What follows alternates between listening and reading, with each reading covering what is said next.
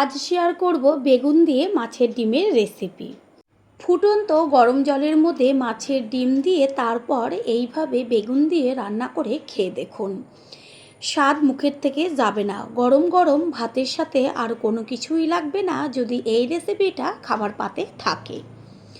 নমস্কার বন্ধুরা, শ্বশুর বৌমা রান্নাঘর অ্যান্ড ব্লগ চ্যানেলে সকলকে স্বাগত। তাহলে রেসিপিটি কি করে তৈরি করব সেটাই দেখে নেওয়া যাক। প্রথমেই এইখানে নিয়েছি মাছের ডিম। এবার মাছের ডিমটাকে ভালো করে জল দিয়ে ধুয়ে নিয়ে ফিরে আসছি। মাছের ডিমটাকে ভালো করে পরিষ্কার করে জল দিয়ে ধুয়ে নিয়েছি। এবার এইখানে আমি যেহেতু বেগুন দিয়ে রেসিপিটি তৈরি করব, সেই কারণে বেগুনগুলোকে কেটে নেব। একটা বেগুন নিয়ে তার মাঝখান থেকে অর্ধেক করে কেটে তারপর 4 টুকরো বা 6 টুকরো করে নেব। এটা যেহেতু ছোট সাইজের বেগুন, সেই কারণে আমি 4 টুকরো করে নেব। যদি বড় সাইজের বেগুন হয় তাহলে অবশ্যই বেগুনটাকে 6 টুকরো করে নেবেন। এইভাবে বেগুনগুলো কেটে নিয়ে ফিরে আসছি। বেগুন কেটে নেওয়া হয়ে গেছে। এবার একইভাবে আলু কেটে নেব। আলুর খোসাগুলো ছাড়িয়ে নিয়ে তারপরে বেগুন যেহেতু লম্বা লম্বা করে দেওয়া হয়েছে, আলুটাকেও লম্বা লম্বা করে দেব। একটা আলুকে আমি 6 টুকরো করে নিয়েছি। আলুও কাটা হয়ে গেছে। এবার আমি কেটে নেব পেঁয়াজ। এখানে আমি বড় সাইজের 2টো পেঁয়াজ কেটে নেব। আর বেশ পাতলা পাতলা করে কেটে নিতে হবে। প্রথমে মাঝখান থেকে অর্ধেক করে কেটে তারপরে গায়ের থেকে খোসাগুলো ছাড়িয়ে একদম পাতলা পাতলা করে কেটে নিচ্ছে। আলু আর বেগুন কেটে নেওয়া হয়ে গেছে, তো ভালো করে জল দিয়ে ধুয়ে রেখেছি। এবার এর মধ্যে হলুদ আর পরিমাণ মতন লবণ দিয়ে মাখিয়ে রেখে দেব। এতে কি হবে, ভাজাটাও তাড়াতাড়ি হয়ে যাবে, আবার তেলও ভাজার সময় অনেক কম লাগবে।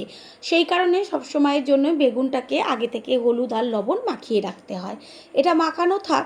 অন্যদিকে আমি এইখানে একটা মিক্সিং জার নিয়েছি আর তার মধ্যে দিয়ে দিচ্ছি ছোটো চামচের 1 চামচ পরিমাণ সাদা জিরে, 1 চামচ পরিমাণ গোটা ধনে, দেব কিছুটা পরিমাণ ছোট ছোট করে কেটে নেওয়া আদার টুকরো। তারপর দেব ঝালের জন্য কাঁচা লঙ্কা। যে যেমন ঝাল খাবেন সেই অনুযায়ী ঝালটা ব্যবহার করবেন। দেব ছোটো চামচের 1 চামচ পরিমাণ রাঁধুনি। এইভাবে মশলার মধ্যে রাঁধুনি দিয়ে রেসিপিটি তৈরি করে খেয়ে দেখবেন। বারবার বলছি, দেব জল। এবার ভালো করে মশলাটাকে একসাথে পেস্ট করে নিয়ে ফিরে আসছি।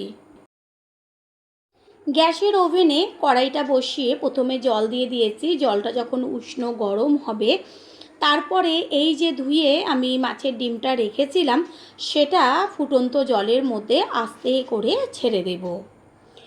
মাছের ডিমের থেকে আস্তে একটা গন্ধ আসে। আর আজ যেই পদ্ধতিতে আমি রান্নাটা করব তাতে একদমই আস্তে গন্ধ থাকবে না। দিয়ে দিচ্ছি স্বাদ অনুযায়ী লবণ আর দিয়ে দেব হলুদ গুঁড়ো। তারপরে দিয়ে দেব অর্ধেকটা লেবুর রস। এইভাবে লেবুর রস দিয়ে তারপর যদি মাছের ডিমটা গরম জলে ফুটিয়ে নেওয়া হয়, গ্যারান্টি দিয়ে বলতে পারি কোনো রকম একটুও আস্তে গন্ধ আসবে না। 3 থেকে 4 মিনিট মাছের ডিমের নিচের পিঠটা হওয়ার পরে উল্টে দিতে হবে ওপরের পিঠটা হবার জন্য। এইভাবে এপিট ওপিট করে মাছের ডিমটাকে ভালো করে ফুটিয়ে নিতে হবে।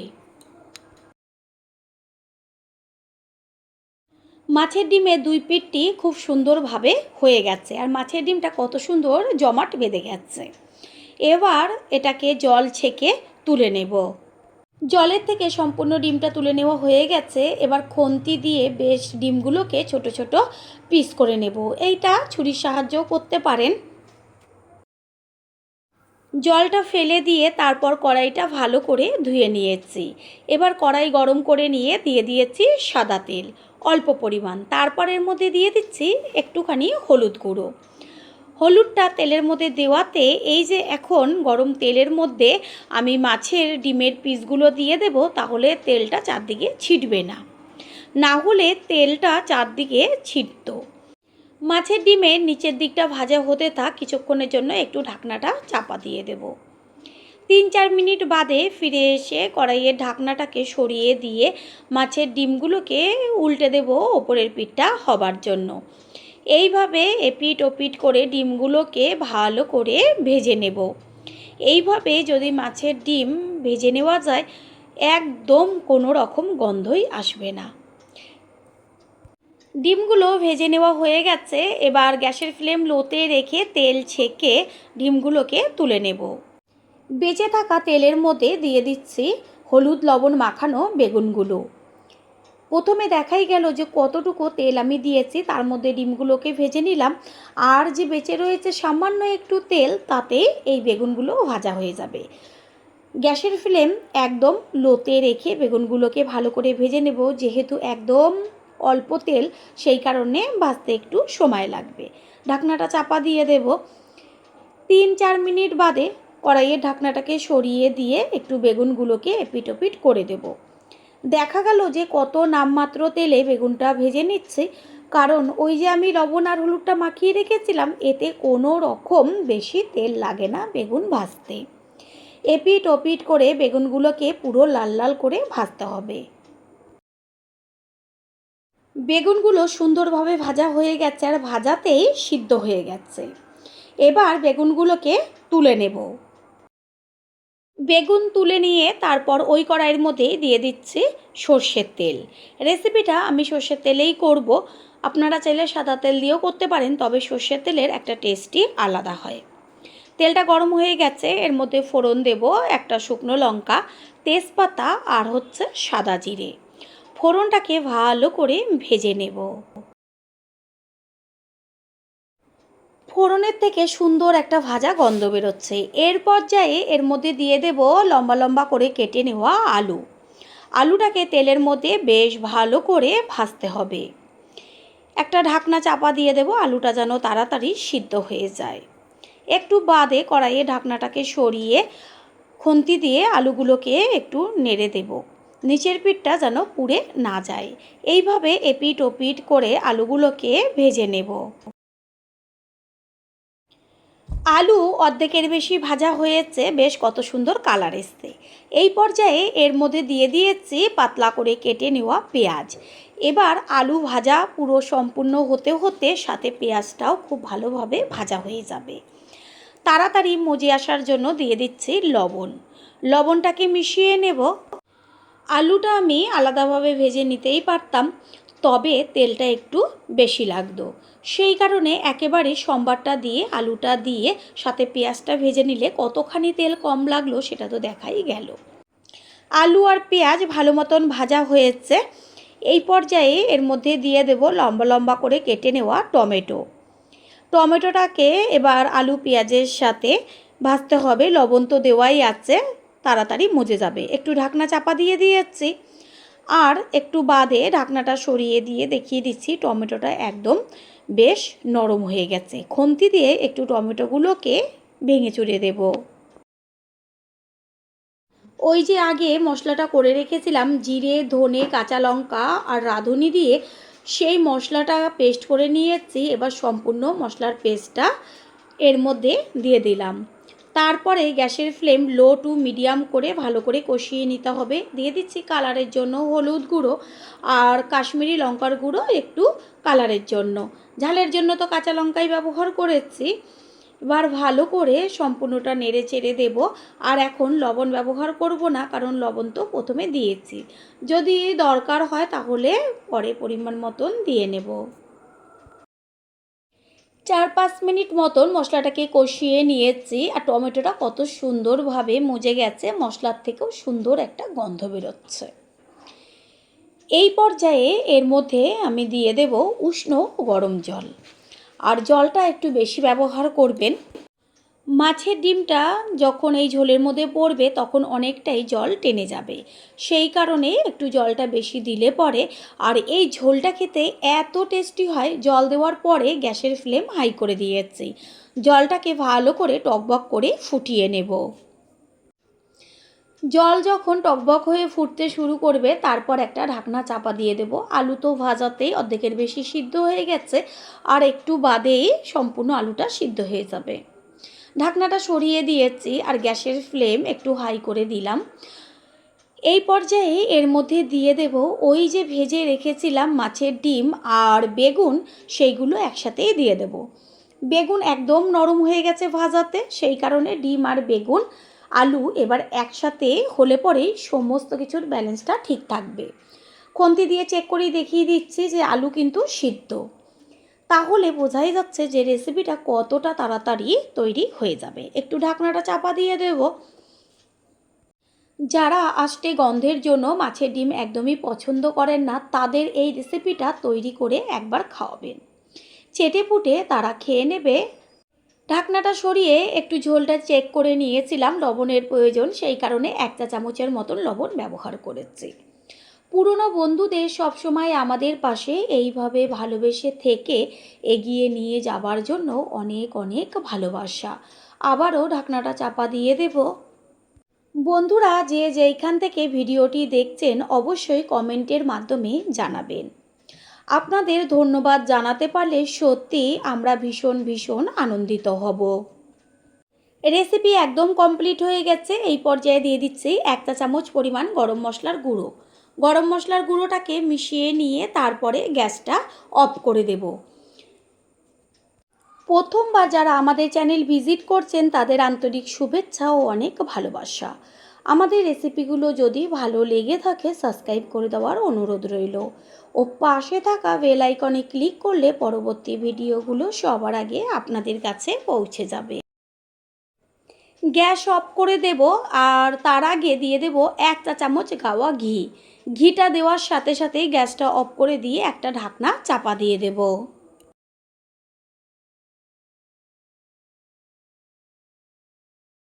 একটু বাদে ফিরে এসে ঢাকনাটা সরিয়ে দিয়ে সম্পূর্ণ লুকটা দেখিয়ে দিচ্ছে।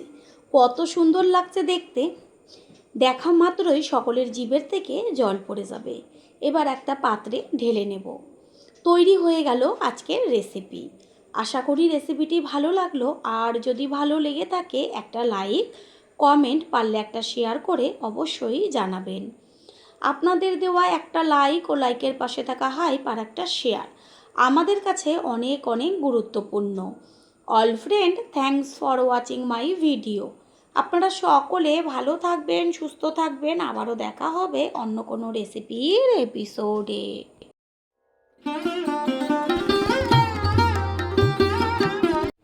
নমস্কার বন্ধুরা, শ্বশুরবৌমা রান্নাঘর অ্যান্ড ব্লগ চ্যানেলে সকলকে স্বাগত। আজ শেয়ার করব ভেন্ডির রেসিপি। আর এই রেসিপিতে এমন একটা উপকরণ মেশাবো যার জন্য ভেন্ডির এই রেসিপিটা হবে দুর্দান্ত। ভাত, রুটি, পরোটা, লুচি সমস্ত কিছুর সাথেই খেতে লাগবে অসাধারণ।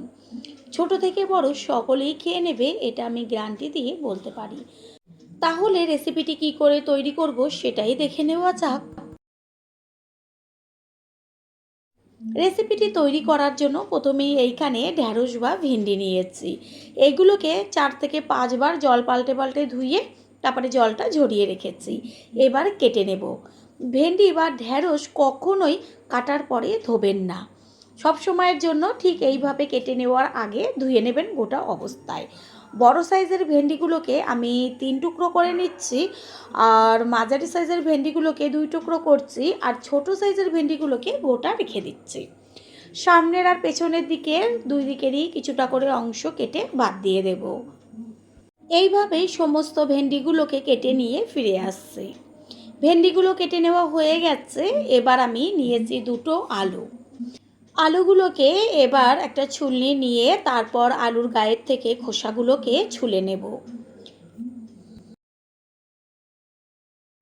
আলুর গায়ের থেকে খোসাগুলো ছুলে নিয়েছি। এবার আলুকে মাঝখান থেকে অর্ধেক করে কেটে তারপর অর্ধেকটা আলুর থেকে 3 পিস করে নেব। আলুর সাইজ অনুযায়ী পিসগুলোকে করতে হবে। আর এই রেসিপিতে আলুর পিসগুলো একটু মোটা মোটা করে রাখবেন। এইখানে নিয়েছি মাঝারি সাইজের 2টো পেঁয়াজ। পেঁয়াজগুলোর গায়ের থেকে খোসাটা ছাড়িয়ে তারপর মাঝখান থেকে অর্ধেক করে কেটে বেশ মোটা মোটা পিস করে নেব।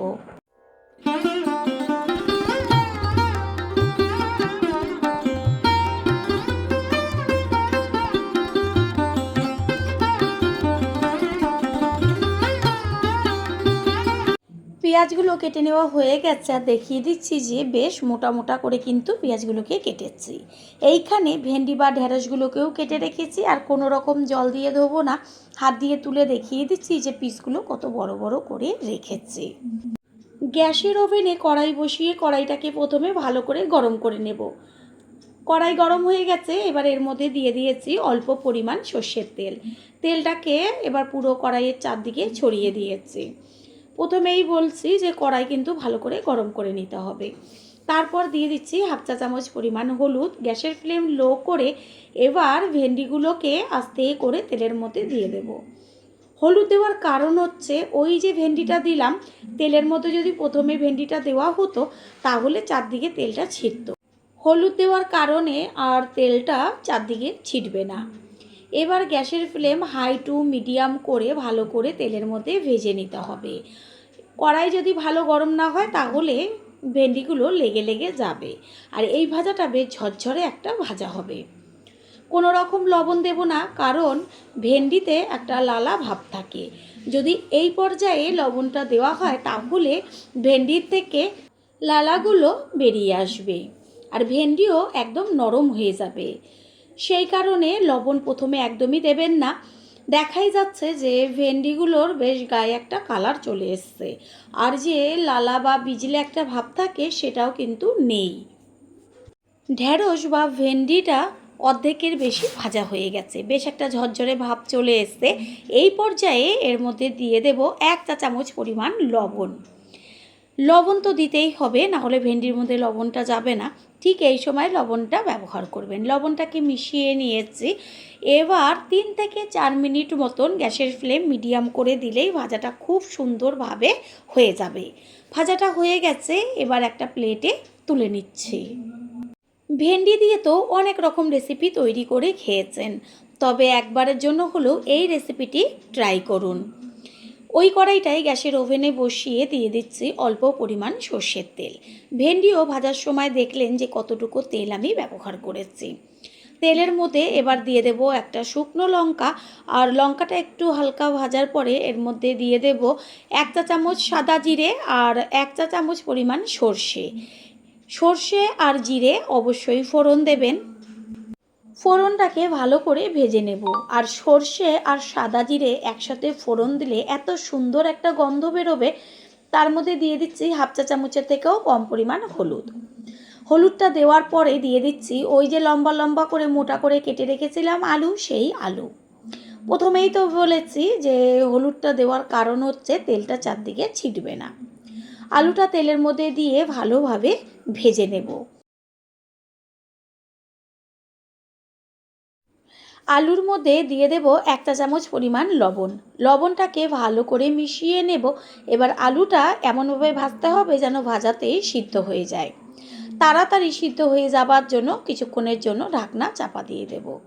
আমি প্রত্যেকটা রান্নাতেই চেষ্টা করি অল্প তেল ব্যবহার করে কিভাবে দারুণ টেস্টি রেসিপি তৈরি করা যায়। আলুটা কিছুক্ষণ বাদে কড়াইয়ে ঢাকনাটাকে সরিয়ে দিয়ে ওপর নিচ করে নেড়েচেড়ে দেব। দেখাই যাচ্ছে যে আলুর গায়ে বেশ একটা লালচে ভাব চলে এসছে। এই পর্যায়ে এর মধ্যে দিয়ে দেব ওই যে মোটা করে কেটে নেওয়া পেঁয়াজ। পেঁয়াজ আর আলু এবার একসাথেই ভাজা হবে। আলুটাকে আমি আলাদা তেলে ভেজে নিতেই পারতাম, তবে তাতে তেলটা বেশি লাগতো। এইভাবে আলুর সাথে পেঁয়াজ ভাজা করলে পেঁয়াজ আলু একই সাথেই ভাজা হবে। ঝালের জন্য দিয়ে দিয়েছি চিড়ে নেওয়া কাঁচা লঙ্কা। এবার এর মধ্যে দিয়ে দিচ্ছি 1 চা চামচ জিরের গুঁড়ো, 1 চা চামচ পরিমাণ ধনের গুঁড়ো, আর হচ্ছে কালারের জন্য হলুদ গুঁড়ো। প্রথমেই তো হলুদ তেলের মধ্যে ব্যবহার করেছি। দেব হাফ চা চামচের থেকেও কম পরিমাণ কাশ্মীরি লঙ্কার গুঁড়ো। তারপর সমস্ত মশলা এর সাথে ভালো করে মিশিয়ে নেব। গ্যাসের ফ্লেম লোতে রেখে ভালোভাবে আলু আর পেঁয়াজটাকে ভেজে নিতে হবে। প্রথমেই বলেছি আলু আর পেঁয়াজ এমনভাবে ভাজতে হবে যেন আলুটা সমস্তটাই এই ভাজাতেই সিদ্ধ হয়ে যায়। ঢাকনাটা দিয়ে দেব, কোনো রকম জল এতে ব্যবহার করব না। কিছুক্ষণ বাদে ফিরে এসে কড়াইয়ে ঢাকনাটা সরিয়ে দিয়ে একটু ওপর নিচ করে নেড়েচেড়ে দিতে হবে, না হলে নিচের দিকটা পুড়ে যাবে। পুরনো বন্ধুদের সবসময় আমাদের পাশে এইভাবে ভালোবেসে থেকে এগিয়ে নিয়ে যাবার জন্য অনেক অনেক ভালোবাসা। দিয়ে দিয়েছি লম্বা লম্বা করে কেটে নেওয়া টমেটো। টমেটো দেওয়ার পরে আবারও একটু ঢাকনা চাপা দিয়ে দেব। এইভাবে ঢাকনা চাপা দিয়ে দিয়ে গ্যাসের ফ্লেম লো টু মিডিয়াম করে ভাজাটাকে ভাজতে হবে। বন্ধুরা, আপনারা যে যেইখান থেকে এই রেসিপিটি দেখছেন অবশ্যই কমেন্টের মাধ্যমে জানাবেন। আপনাদের ধন্যবাদ জানাতে পারলে আমরা সত্যি ভীষণ ভীষণ আনন্দিত হব। আলু সিদ্ধ হয়ে গেছে, ভাজাটার থেকে সুন্দর একটা গন্ধ বেরোচ্ছে। এই পর্যায়ে এর মধ্যে দিয়ে দিয়েছি ওই যে ভেজে রেখেছিলাম ভেন্ডিগুলোকে, সেইগুলো। ভেন্ডি দেওয়ার সাথে সাথে ভালো করে সমস্তটা খুন্তি দিয়ে নেড়েচেড়ে মিশিয়ে নিতে হবে। আলু তো সিদ্ধ হয়ে গেছে আর ভেন্ডিটাও তো ভাজাতে একদম নরম হয়ে গেছে, সেই কারণে আর বেশিক্ষণ সময় লাগবে না। এবার ওই যে একটা স্পেশাল উপকরণ দেব বলেছিলাম, সেটা হচ্ছে আমচুর পাউডার। 1 চা চামচ পরিমাণ আমচুর পাউডার এখানে ব্যবহার করেছি। এইটা দেওয়াতে রেসিপির টেস্টটা সম্পূর্ণ চলে যাবে অন্য মাত্রায়। গরম গরম ভাত, রুটি, পরোটা সমস্ত কিছুর সাথেই জমে যাবে। যদি হাতের কাছে আমচুর পাউডার না থাকে অবশ্যই লেবুর রস দিয়ে দেবেন। প্রথমবার যারা আমাদের চ্যানেল ভিজিট করছেন তাদের আন্তরিক শুভেচ্ছা ও অনেক ভালোবাসা। আমাদের রেসিপিগুলো যদি ভালো লেগে থাকে সাবস্ক্রাইব করে দেওয়ার অনুরোধ রইল ও পাশে থাকা বেল আইকনে ক্লিক করলে পরবর্তী ভিডিওগুলো সবার আগে আপনাদের কাছে পৌঁছে যাবে। ভাজা একদম কমপ্লিট হয়ে গেছে, কত সুন্দর ঝরঝরে হয়েছে ভাজাটা। এবার গ্যাস অফ করে দেব। তৈরি হয়ে গেল আজকের রেসিপি। আশা করি রেসিপিটি ভালো লাগলো, আর যদি ভালো লেগে থাকে একটা লাইক, কমেন্ট, পারলে একটা শেয়ার করে অবশ্যই জানাবেন। আপনাদের দেওয়া একটা লাইক ও লাইকের পাশে থাকা হাইপ, একটা শেয়ার আমাদের কাছে অনেক অনেক গুরুত্বপূর্ণ। All friend, thanks for watching my video. আপনারা সকলে ভালো থাকবেন, সুস্থ থাকবেন। আবারও দেখা হবে অন্য কোনো রেসিপির এপিসোডে।